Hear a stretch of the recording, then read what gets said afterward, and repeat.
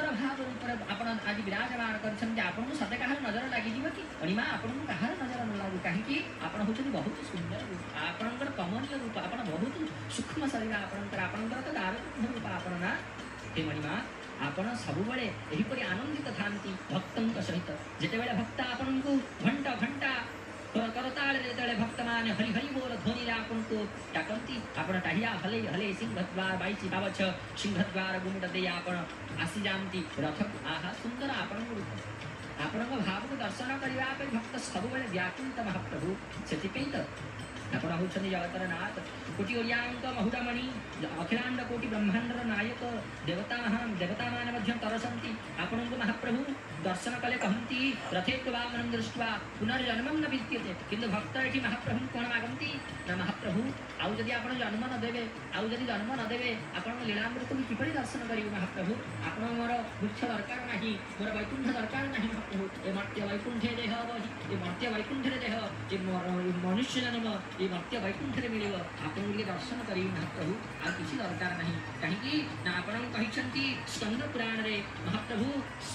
संपूर्ण भाव रे व्यासदेव महाराज कहिसंती कोन कहिसंती दोलेश्च दलगोविंद चापेषु मधुसूदन रथेत्वं वामनं दृष्ट्वा पुनर्जन्मं न विद्यते महाप्रभु आपणकर जदि मोर जदि पुनर्जन्म न हब आपण रथरे देखिली आपण दर्शन की परि करिवी कारण आपण एपरि लीला एठी लगांती जहांगो देवता माध्यम तरसंती कि मनुष्य जन्म मिली जानता कि आपण सेवा करंती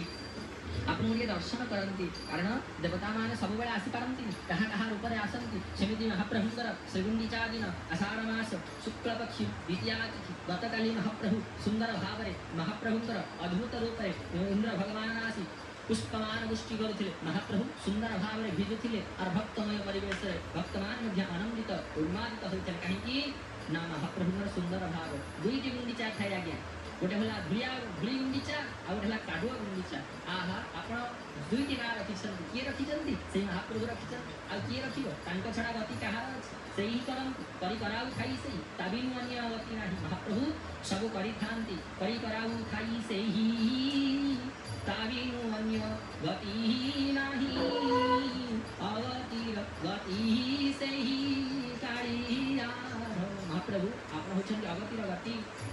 जहांगर गति आपण ही देई थान आपण होछन्ति सेही शब्द ब्रह्म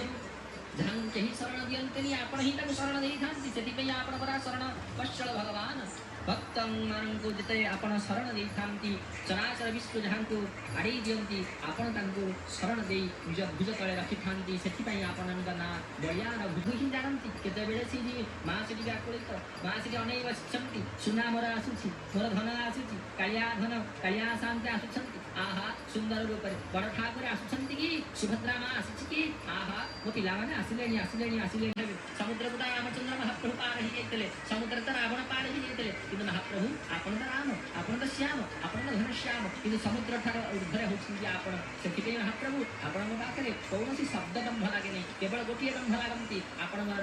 नाम ब्रह्मं च केवलम नाम ब्रह्मं च पाहिमाम नाम ब्रह्मं च त्राहिमाम से जगन्नाथ जय जय जगन्नाथ जय जय जगन्नाथ जय जय जगन्नाथ कहीं ना आपण को कौनसी शास्त्र कौनसी वेद कौनसी उपनिषद कौनसी पुराण आपणकर कथा जानि पारंती नाही कहीं ना आपण होचंती समुद्र गंतव्य स्थलानां ऊर्ध्वदेशं पर्यन्त्या महाप्रभु होचंती गंतव्य स्थल ऊर्ध्वरे महाप्रभु को प्राप्त करिबा पे केवल गोटिए ही उपाय महाप्रभुकर से पूर्ण समर्पित भाव और महाप्रभुकर नाम द्वारा महाप्रभुकर प्राप्ति आज भक्त